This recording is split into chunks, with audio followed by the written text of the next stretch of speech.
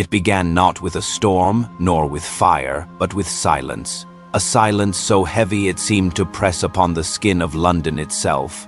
On the morning of December 5, 1952, the city awoke beneath a sky that was neither dark nor light, but something in between an ashen veil that swallowed the sun. The air smelled faintly of coal, acrid and metallic, like a hearth long untended.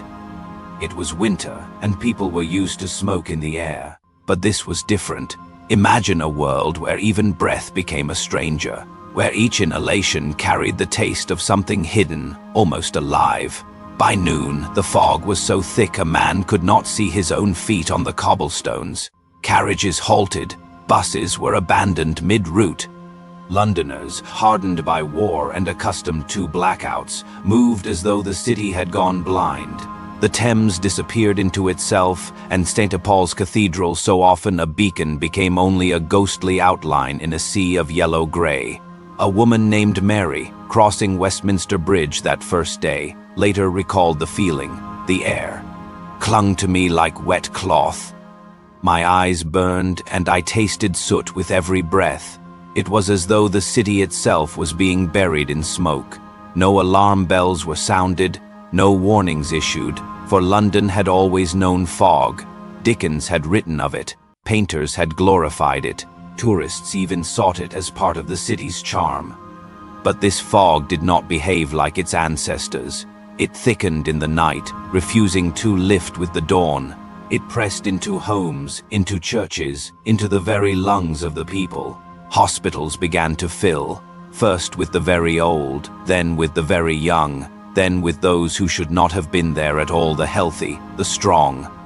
By the second day, doctors noticed a pattern. Breath was failing, not in moments of exertion, but in rest. A simple walk to the corner left some clutching their chests. Even animals were not spared. Horses collapsed in the streets, and birds fell silently from the sky, their wings coated in a fine, dark dust. To breathe was to gamble. To step outside was to walk into a substance that was neither liquid nor air, but a kind of poison the city had never truly named. The fog muffled sound, so that even screams seemed to vanish before they reached another's ears. Imagine standing a few feet from someone and watching their lips move, but hearing nothing. London became a chamber of ghosts. What gave the fog its strange power was not simply smoke. Coal fires burned in every hearth, and coal smoke was the breath of the city. But on those 4 days, the air stilled. A high-pressure system pressed down upon London, sealing its chimneys, its factories, its people beneath an invisible lid. There was no wind to carry the smoke away, no rain to cleanse it. Instead, particles, sulfur, tar, soot gathered and thickened. Scientists would later call it an inversion, a trap woven by the sky itself. But for those who lived it, it was a suffocation without warning. At night, the fog turned darker still. Lanterns glowed like smudged stars, and headlights were useless beyond a hand's reach. Funeral homes overflowed. Hearses could not travel, and so bodies were stored wherever there was space. In chapels, in warehouses, even in buses that would never again complete their routes. London's silence deepened into dread. Yet in the heart of this, life tried to go on. Theaters opened, though actors coughed their lines. Markets struggled to sell produce no one could see. Lovers walked arm in arm through streets where time itself seemed to slow. And still, the deaths mounted. Each day, each hour, the fog claimed more quietly, invisibly. Some estimates say 4,000 died in those days alone.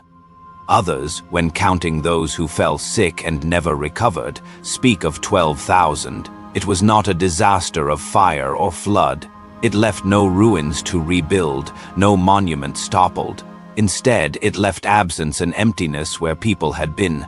Families broken without explanation, neighbors gone without farewell. And perhaps this is why it is less remembered than it should be, for what is harder to see is easier to forget. But history whispers differently. It tells us this was not only a natural event, nor merely an accident of weather. The fog was a mirror held up to an empire that had long hidden its own poisons in plain sight. For centuries, coal had fueled its rise, had warmed its homes, had powered its wars and its machines. The smoke was the price of progress, and so it was ignored until the day it gathered, thickened, and took its toll in silence. The deadly fog of 1952 was not only an environmental tragedy, it was a revelation and unveiling. A reminder that what sustains us can also undo us, that what we bury in the air will one day return. And as the fourth day dawned, London stood in a haze both real and symbolic, struggling to draw breath, not yet knowing how deep the shadow truly ran. But this was only the first shadow of what history has yet to tell. The fog lingered, as though London had been sealed in a tomb. By the third day, the city seemed not merely cloaked but consumed. Stories began to surface that felt less like reports than fragments of some medieval plague. At St. Bartholomew's Hospital, doctors worked by touch rather than sight, groping through the haze to find their patients. Nurses whispered that the corridors felt haunted, the cries of the dying muffled as though carried through walls of wool. One physician recorded in his journal, "We treated them as best we could, but the air itself undid our work." It was not illness that brought them, but the city breathing against them. Outside, the fog took on strange behaviors. It glowed green under street lamps, then shifted to a brown so deep it looked like liquid earth. Some said it carried a sound like the faint hiss of embers, as though millions of invisible fires smoldered in unison. Others swore they could feel it press against their skin, not as mist, but as something granular, particulate, alive. The authorities hesitated. To declare a disaster would have been to admit a truth long ignored, that London was drowning in its own industry. Coal had been the empire's faithful servant, its eternal hearth. Since Roman times, black lumps pulled from English soil had warmed homes. By the 19th century, coal had become the very blood of Britain's empire, feeding factories, powering steamships, birthing iron and steel. The word progress itself was written in soot. To question coal was to question civilization. And so the silence stretched. Parliament continued its work in chambers clouded with smoke. Markets remained open, though produce spoiled under the fog's touch. Only the funerals could not keep pace. A report surfaced from Lewisham. So many coffins filled in a single night that the undertakers ran out of wood. London had known tragedy before. The Blitz had leveled neighborhoods. Firestorms had turned streets into rivers of flame. But this fog felt older, stranger. It did not roar. It smothered. It did not strike in violence. It crept like a tide, leaving bodies not in rubble but in stillness. Survivors described the sensation of walking through it as walking inside a lung, one that was failing. Hidden in the archives of the Royal Society lies a letter written during those days, unsigned, perhaps never meant for public eyes. It reads, "We are witnessing a silent war, not of bombs nor of guns, but of air itself turned enemy. The fog is not natural, it is the residue of our own hands, thickened and made manifest. The city is choking on its own shadow. This was no ordinary weather." Scientists of the time, piecing together its nature, found that the fog was laced with sulfur dioxide, nitrogen oxides, and fine particulates of tar. Coal, burned in hearths across the city, had combined with the trapped air to create something more deadly than anyone had imagined. Modern calculations suggest the concentration of pollutants was 20 times the safe limit, yet Londoners inhaled it with every breath. And still, the fog deepened. By the fourth day, stories grew stranger still. A child wandering from his home vanished only a few feet away, swallowed in the haze before his mother's eyes. Bus drivers tied ropes from door to lamppost, guiding passengers through streets where sight was useless. In theaters, plays were performed for half-empty houses, the audience coughing in rhythm with the lines. The very air had become theater, and death was the quiet spectator no one could dismiss. It is tempting now to see this disaster as a turning point, a moment of awakening, but history rarely grants such clarity in the moment. At the time, officials minimized the toll. Newspapers spoke of inconvenience more than catastrophe. It would take years before the true scale emerged, thousands dead, tens of thousands sickened. The fog was not an anomaly but a culmination, the visible weight of decades of choices. And yet, beneath the statistics lies something more haunting, for the fog seemed to reveal not only pollution, but a pattern one repeated across centuries. Ancient Rome once darkened its skies with wood smoke, its citizens coughing in streets lined with marble. In the chronicles of medieval London, there are complaints of black fogs that drifted from the burning of sea coal. The pattern has always been the same. What fuels our greatness, if left unchecked, becomes the agent of our decline. A scholar of the time, reflecting years later, wrote, "The Great Smog was not merely a fog. It was a prophecy. A glimpse of a world where the breath of civilization itself becomes poison." Perhaps that is why the fog lingers in memory, not just as weather, but as omen. For if a city as ancient, as resilient as London could be brought to its knees by its own breath, what does that whisper about the rest of us? And still, the trail led further into a darkness older than the empire itself.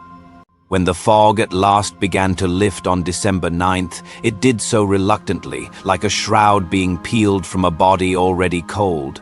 The wind returned, faint but steady, carrying with it the breath London had been denied. The city emerged, not in triumph but in exhaustion. The dead were buried quietly, without the mass ceremonies that might have marked wartime tragedy. Official reports spoke of just over 4,000 lives lost. It would be years before researchers uncovered the truth that the toll was nearer to 12,000, with countless others left scarred in ways no statistic could capture. But the fog did not vanish with the weather. It lingered in memory, in the lungs of survivors, in the questions it left behind. What had truly happened in those 4 days? Was it merely chance, a freak of climate, or something more, a warning woven into the very fabric of progress? In Westminster, debates stirred. For centuries, coal had been untouchable, a symbol of power and survival. Yet the fog had stripped it bare, revealing the hidden cost written in breath and bone. And so, slowly, reluctantly, laws began to change. In 1956, the Clean Air Act was passed, banning the use of coal in certain areas and forcing industries to reckon with the skies they blackened. It was the beginning of a long struggle, one still unfinished, but it was born from those 4 days when silence became death.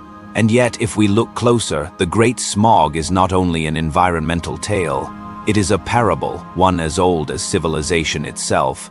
Every empire has drawn power from the earth, wood, stone, metal, oil, believing the well to be endless. Every empire has left scars it thought time would cover. But the fog reminds us that the earth does not forget. It holds our actions in the air we breathe, the rivers we drink, the soil beneath our feet. It returns them to us, sometimes suddenly, sometimes quietly, but always inevitably. Consider this: the fog itself was invisible until it gathered. For decades, Londoners lived beneath skies thick with smoke. But it was only when the air ceased to move, when the poisons condensed, that the truth became undeniable. Is it not the same with history? With memory? With truth itself? We ignore what is dispersed, but when it concentrates, when it settles upon us, we can no longer look away.